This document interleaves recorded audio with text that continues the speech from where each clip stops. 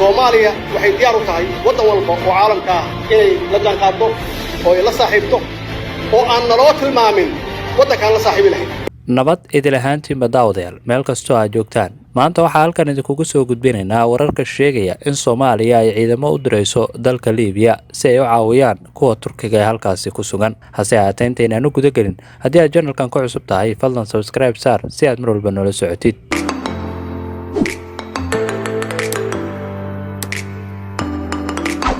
Soomaaliya waa dal xor ah muddo badan baa madax waxna laga gelinayay. Soomaali waa la haystaa, Soomaali lama haysto. Soomaali waa dad xor ah, waa dal xor ah. annaga loo baahan yahay inaan la imaanno wixii aan caalamka kula tartami lahayn. annaga loo baahan yahay inaan la imaanno midnimadeeda. waxaa dhawaanahan isla dhex marayay in Soomaaliya ay ciidamo u dirayso dalka Liibiya si ay u caawiyaan kuwa Turkiga halkaasi ku sugan. xaaladda dalka Liibiya ayaa sii xumaanaysa iyadoo dawlado awood leh ay ku loolamayaan, waxaana ugu dambeeyay Turkiga iyo Masar. Turkiga waxa uu taageerayaa maamulka qaramada midoobay oo aqoonsan yahay ee ku sugan caasimadda Tripoli, halka Masar iyo dawlado kale ay taageerayaan generaalka laga adkaaday ee Khalifa Haftar.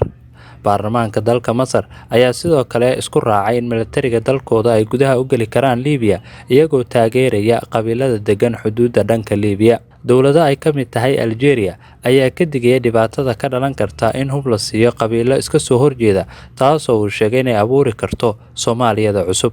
haddaba waxaa jiray bogag internet oo lagu qoray in dowladda federaalka Soomaaliya ay ciidamo u dirayso Liibiya kuwaasi oo gacan ka geysanaya xasilinta dalkaas. wasiirka arrimaha dibadda Soomaaliya Axmed Ciise Cawad ayaa beeniyay arrinta inay jirto, wuxuuna yiri ma jiraan ciidan aan u dirayno Liibiya. ciidamada Soomaaliya ma ahan calooshooda shaqaystayaal sida ciidamada kale ee la sheegay. marka annaga ma haysano ciidamo calooshooda shaqaystayaal, ayuu yiri wasiirka arrimaha dibadda Soomaaliya. wuxuu intaasi ku daray wararka meelaha lagu qorayo ee dacaayadda ah waxba kama jiraan. wuxuu wasiir Cawad beeniyay hadal ahaan in dowladda Soomaaliya iyo Turkiga ay ka wada hadlayaan sida ay ciidamo wadajir ugu diri lahaayeen Liibiya. dhanka kale waxaa jira madax ka digaysa in Liibiya ay u burburto sida Soomaaliya ay colaad xun ka dhacdo. madaxweynaha Algeria Cabdilmaajid ayaa sheegay inuu ka xun yahay in la hubeeyo qabiilada Liibiya sida ay qorayaan qaar ka mid ah warbaahinta Carabta.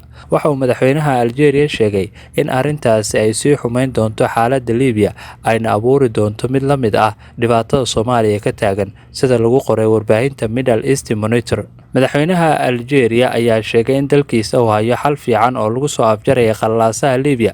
qorshahaasi waxaa aqbalay qaramada midoobay waxaana la gudbin doonaa iyadoo lala shaqeynayo Tunisia. hadalkaasi wuxuu madaxweynaha ka sheegay waraysi uu siiyay warbaahinta gudaha Algeria sida ay qortay wakaaladda wararka ee Anadolu. madaxweynaha Algeria ayaa sheegay in dalkiisa uu diidan yahay in hub la siiyo qabiilada Liibiya, isagoo yiri waxaa maqlayay maalintii la soo dhaafay in hub la siinayo qabiilada Liibiya si ay u difaacaan. tallaabadaasna waa halis, waxaana arki doonaa Soomaaliya cusub oo aan xal loo heli doonin.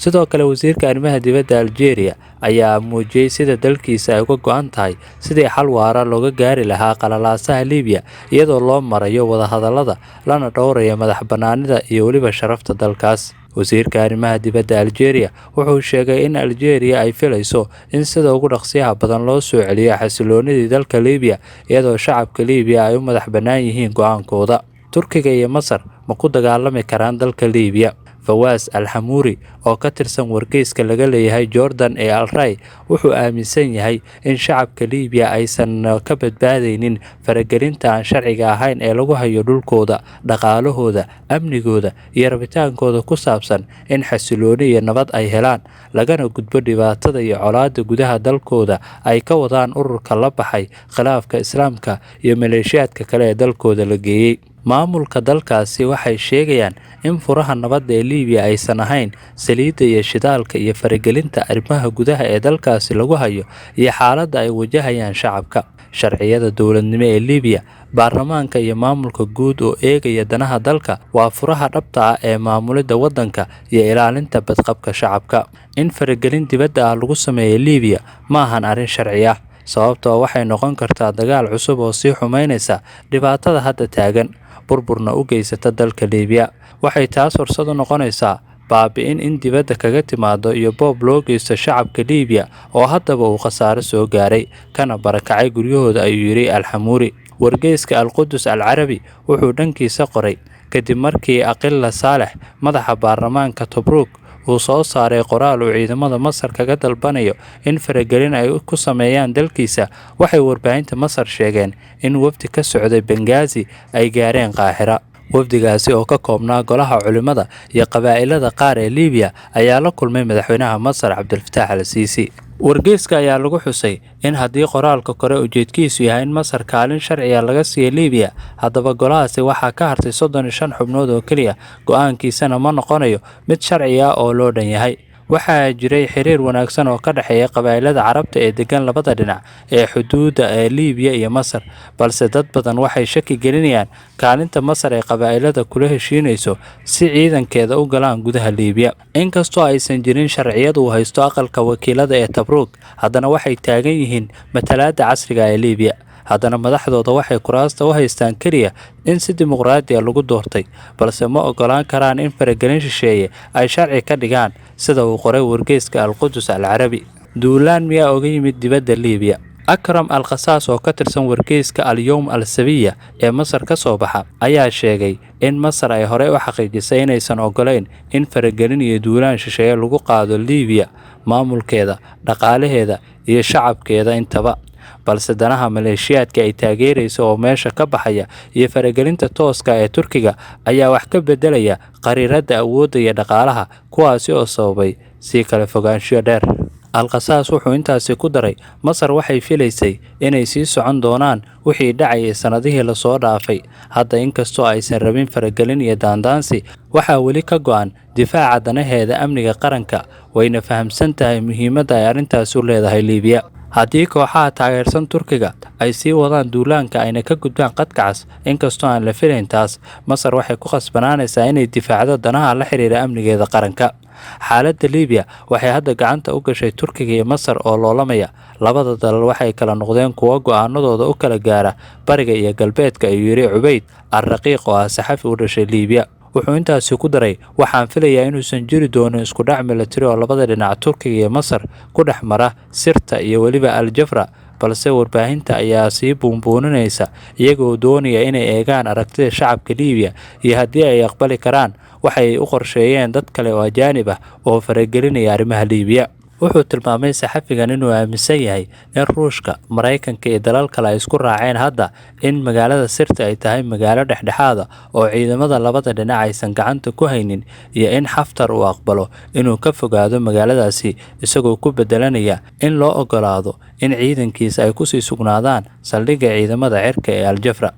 sidoo kale Generaal Xaftar wuxuu doonayaa in dib loo bilaabo dhoofinta shidaalka iyo in goobaha laga soo saaro ay ilaaliyaan askartiisa, sida uu qabo saxafiga u dhashay dalka Liibiya. waa ku mahadsan tahay daawashadaada. fadlan si aad mar walba noola socotid, subscribe noo saar channelka. mahadsanid. Soomaaliya waa dal xora. muddo badan baa madax waxana laga gelinayay. Soomaali waa la haystaa. Soomaali lama haysto. Soomaali waa dad xora. waa dal xora. annaga loo baahan yahay inaan la imaanno wixii aan caalamka kula tartami lahayn. annaga loo baahan yahay inaan la imaanno midnimadeeda. Soomaaliya waxay diyaar u tahay waddan walba oo caalamka ah inay la jaanqaado oo ay la saaxiibto oo aan naloo tilmaamin waddankaan la saaxiibi lahayn iyo waddankaan la culoobi lahayn. taasna anaa ugu horreeya oo leh Soomaaliya waa xor, dadkeenu waa xor, dalkaan rabnaan la saaxiibi karnaa oo dala Soomaali ka shaqeynaya. waddan walbana waxaan rabnaa inaan macaamil la samaysano. insha Allah waqti aan fogeyn Soomaaliya waxay dib mar kale u yeelan doontaa ciidan ku filan hubinta higsiga qarannimo. higsigeenna qarannimo waxaa ka mid ah in la helo Soomaaliya oo mid ah, Soomaaliya oo nabad ah, xorna u ah danaheeda qaran. ciidanka xoogga waxa uu ka mid yahay hay-adaha ugu muhiimsan ee mas'uulka ka ah inay xaqiijiyaan sidii lagu gaari lahaa higsigaas qaran. waana hubaa inay hore uga soo qayb qaateen gaarista higsigaas qarannimo, haddana ay heegan u yihiin inay xaqiijiyaan ujeedooyinkaas qaran ee sumcadda iyo sharafta ummadda Soomaaliyeed dib loogu soo celinayo. sidaas awgeed waxaan rabaa inaan fursaddan uga faa'iidaysto inaan mar kale shacabka Soomaaliyeed meel walba ay joogaan dalka iyo dibaddiisaba aan ka codsado inay taageeraan geesiyaasha ciidanka xoogga dalka Soomaaliyeed oo mar walba u taagan inay naftooda u huraan qarannimada Soomaaliyeed.